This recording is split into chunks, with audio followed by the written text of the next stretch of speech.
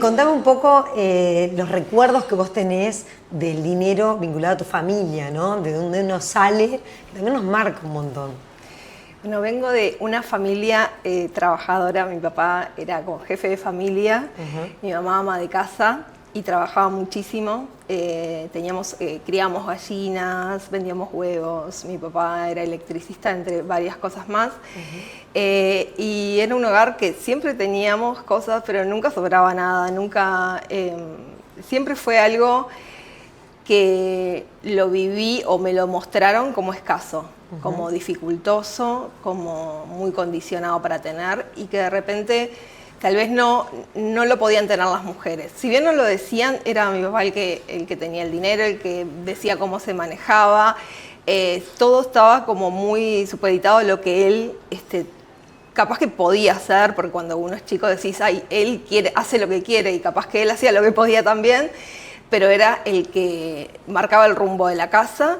Y como que los deseos y las necesidades que tenía mi madre, que tampoco me las contaba mucho, y nosotros no estaban en tapete, no estaban en charlas, ni siquiera en consideración. Al menos yo lo viví así, y siempre sentí eso afectivamente, que estaba vinculado al dinero. Si bien tal vez, como te digo, cuando vas creciendo ves que todos nuestros padres hicieron lo que pudieron, y también en el momento en que nosotros crecimos, al menos mi generación, había otra forma, había menos consumismo, entonces también había una mirada de que el sacrificio era correcto, ser austero es correcto.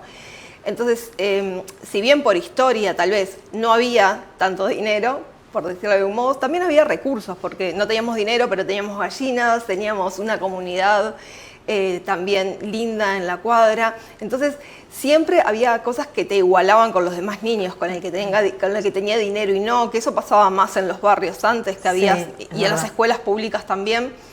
Pero siempre a mí me quedó que eso no me pertenecía, yo no podía decidir, tenía que esperar que mi papá, además, tenga buen humor, tenga disponibilidad, no esté cansado.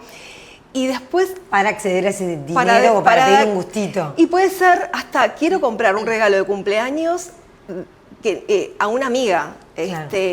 Y siempre sentía como que estaba mal hacerlo, que estaba mal tener algo que deseaba. Imagínate la profundidad de sentir el dinero al deseo y a lo que uno siente después como correcto o no. Claro. Que va quedando un peso, una culpa, algo así, ¿no? Sí, o de que no mereces, o que si lo tenés es por... sí, una culpa, sí, podemos decir que sí, pero... O merecimiento, sí, o no merecimiento. Sí, yo lo veo como merecimiento, y cuando lo tenés, ahí viene la culpa. Entonces, yo creo que muchas de las cosas que me marcaron en la crianza no desaparecieron, están ahí trabajadas. Las escucho y no les creo tanto como antes, convivo con ellas, las abrazo, a veces no puedo, a veces me agarran y me revuelcan, pero lo interesante es las herramientas que, bueno, ser consciente, ¿no? Poner voz, tener ganas de meterte a veces en lugares no tan cómodos, es decir, no dar por sentado que está bien, o decir, bueno, yo no merezco, y por eso, bueno, no voy a actuar.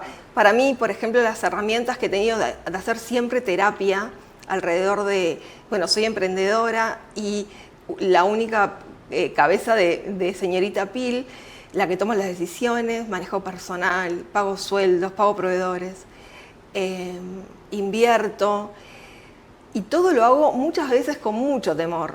Y a veces lo tengo más equilibrio al hacerlo, y a veces me pierdo y me reconstruyo.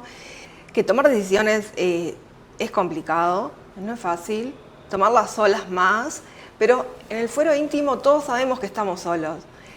Podemos estar acompañados, pero las decisiones de uno, de la vida de uno, las riendas de la vida es de uno. Y siempre la responsabilidad es de uno. Lo cual no quiere decir que yo a veces no caiga en el lugar de víctima. ¿Por qué a mí? ¿Por qué mi padre? ¿Por qué yo que soy independiente? ¿O por qué compré tal tela? Es como muy común caer en esos lugares. Sí. Y cuando estamos muy estacionados, a veces mando un mensajito a alguna amiga clave y digo, siento que no puedo seguir.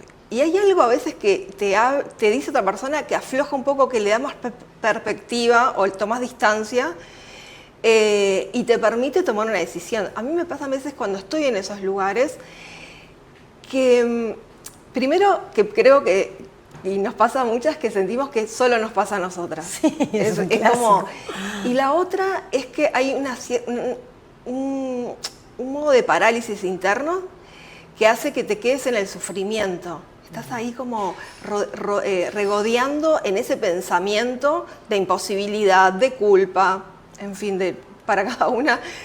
Sí, cada una tiene su forma de eso. Y yo sé que se dice más fácil de lo que se hace. Pero hoy justamente pasé esas fronteras antes de venir acá y a veces es enfrentar algo que tenés miedo y decirle a una persona, mira, creo que esto no vino como estaba. Y aunque te dé mucho miedo, poder hacer ese paso y destrabar y sentirte un poquito más. Quiero que, no sé, mis prendas estén en tal lugar.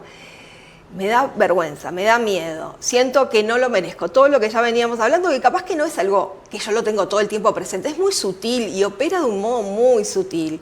Pero a veces cuando querés dar un paso que no es conocido, están ahí, muy despiertas esas memorias. Y bueno, y hacerlo a pesar de. A veces se puede y a veces no, eso también hay que decirlo. Y está bien, a veces no se puede, y está bien a veces ser un bicho bolita, pero tener como presente, no sé, en los momentos que podamos, ya sea, no sé, a veces cuando tomamos un baño, pensar en qué es lo que nos trajo acá. ¿Cuál es la fortaleza que nos trajo? Porque si yo solo soy esa imposibilidad o ese no merecimiento o esa culpa, no tendría señorita Pil. Entonces soy mucho más y bueno, es un trabajo recordarlo.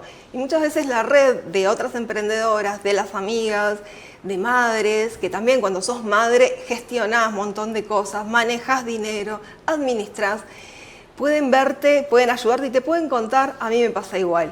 Y eso creo que es lo más rico de todo este recorrido.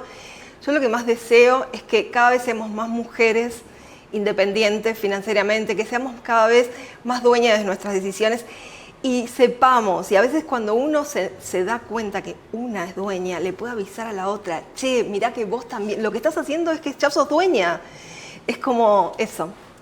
Adueñarse de esa posibilidad también. Adueñarse de la posibilidad, total.